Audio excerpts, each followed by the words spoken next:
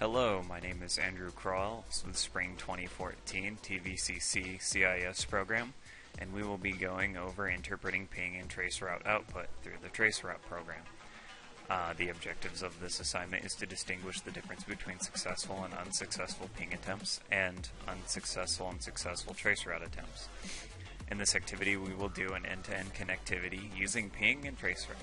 At the end of this activity, you will be able to distinguish the difference between successful and unsuccessful ping and traceroute attempts. Before beginning this activity, make sure the network is converged. To converge the network quickly, switch between simulation and real-time mode until all the link lights turn green. I've already done that. All my link lights are still green. Step 1. We will test connectivity using the ping and host computer, or from a host computer and router. This will be from in-host here, up in the top left corner, and we will be pinging in branch, which is this router right here. So, what we need to do is we need to click in-host. Get this guy selected.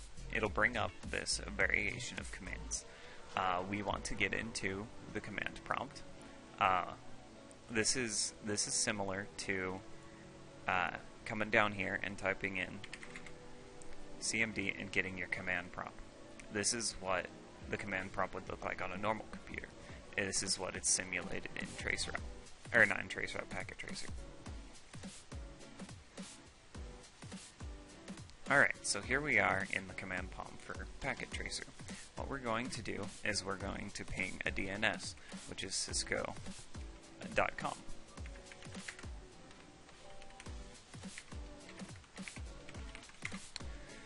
Type it in there, and we wait. And it's just taking a little while to load. So, right there we see that the first request is timed out. Now, Packet Tracer is meant for us to see that. We were able to obtain the IP address. It was able to convert cisco.com right here to this IP address using DNS settings. And then we pinged for 32 bytes of data, which is a standard packet. And we sent 4. We only got 3 received. You see, it's the same here over here. 25% loss. No big deal. The reason why that is because we had a lack of ARP convergence between the source and destination. What that means is that when we first initially pinged outward, the request timed out because it just took too long to get back, and that's normal. That's nothing that doesn't mean you had a failed pinged attempt because you had 3 other pings that were just fine. You had a relatively low latency time and a decent TTL. From the command prompt, now we want to ping the east host on this network. Now, if you notice here, or I can put this, we'll just minimize it for now. If you notice here, we've got in-host. It comes through this switch into this router into the internet service provider network, and we want to reach east host. Well, what we've got to do is set up a trace route to get, or not a trace route. We're going to set up a ping, and we're going to ping this IP address, and it's not going to work right off the bat, and I'll explain that afterward as to why. So we're going to ping 192.168.4.10. And it's going to sit there for a moment and be pinging that. But it's not going to get anything back. And while we wait for that to ping, I'm going to explain to you why. There are 2 different networks. We are on this 192.168.1.10.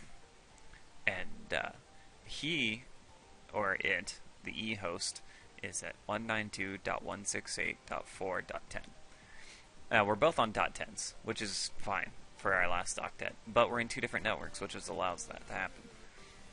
The west host has a .2, which is its own network, and the south host has its own .2, which is its own network. Now, if we wanted to be able to contact the east host, we'd have to set a route from this router to that router to get to this host. I know the configuration's locked, whatever. So we see here, we're going to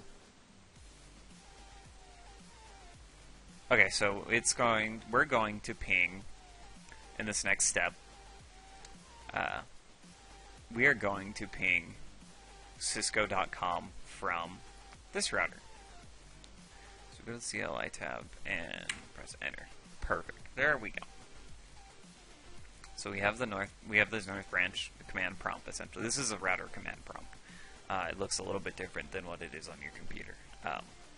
If you use things like PuTTY, you'll see this screen. This is essentially what it's going to look like without using PuTTY. So we're going to ping www.csco.com, and with that is Cisco.com is a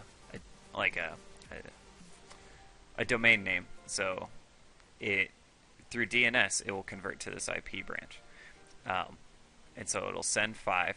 Each one of these exclamation points is the ping. So when you get an exclamation point, that means you got it. I think it's a period is when you don't get it. And we got 100% success rate because the router is directly connected to the ISP. There's probably not going to lose anything as the through APL. That's just what I explained, that the output from the router is different from the PC host. It resolved the domain name, same IP address that the end host used. It is indicated by a period, and the next 4 pings succeed as shown by the exclamation point. So perfect. Everything worked out, except I think that we got 5 instead of 4. Now we need to try and ping the east host from this router. And again, it's going to fail because we don't have a route from this router to that router through the ISP. So we do ping again, 92.168.4.10. See, it's sending 5, timeout is 2 seconds. So the first one timed out, period. Second one timed out, period. Third one timed out, period. And so on. So now we need to test, since that failed, that was a failed ping, and our objective is to only figure out failed pings. So now we're going to move on to Traceroute and how it's used to test connectivity. Excuse me. So what it wants us to do is to click on the end host and go back to the command prompt where we're at here. So what we're going to do is we're going to do trace RT is short for Traceroute, and we're going to do www.cisco.com. And you notice here that it sent 4 packets and it made 4 jumps. Sent, received 0, lost 4. Hold on, what does this want me to say? So you can, it did successfully trace the route all the way to the Cisco server at 64.100.1.185. Each hop of the path, the router is responding 3 times to trace messages from in-house. The trace continues until the destination for the trace responds 3 times. From the command prompt window, we are now going to trace route to ehost at 192.168.4.10. The trace fails, but notice the traceroute command traces up to 30 hops. If you do not want to wait for all 30, timeout, press Control-C, which is breaking the command. So what we're going to do is get traceroute and do 192.168.4.10. And so you're noticing here that it stops as soon as it gets to this IP address right here. And that is because we don't have a route that goes through that IP address to the East Branch router. So we're going to hit Control-C. It's failed at that point, and you can no longer do anything. So you get these 3 request times out, you broke it, whatever. The traceroute command can be helping in finding where the potential source of the problem is. The last device to respond was 64.100.1.154, so you would start troubleshooting by determining which device is configured with the IP address with that particular IP. The source of the problem may not be that device, but the trace has given you a starting point, whereas a ping simply tells you that the destination is unreachable. So ping is to just say if something's up and running, and if it's not, run a traceroute afterward. Ping is the short, easy way of doing things. Traceroute is the way of troubleshooting something if your ping does not.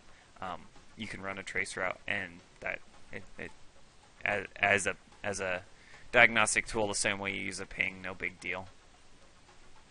So what we're going to do is now we're going to run a trace route from the end branch router, and it's CLI tab. So we'll close that up. Okay, we don't have that open anymore. Oh, cool. Run a trace route from our router to www.cisco.com. So we'll come to this end branch, and CLI is open, and I've cleared the screen from the last time, and we will run traceroute www.cisco.com.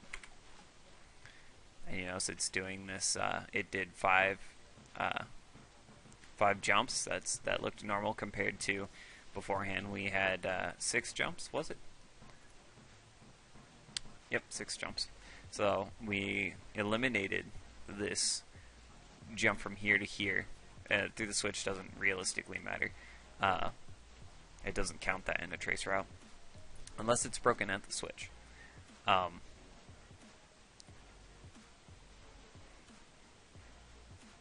Yes, okay, so that was that.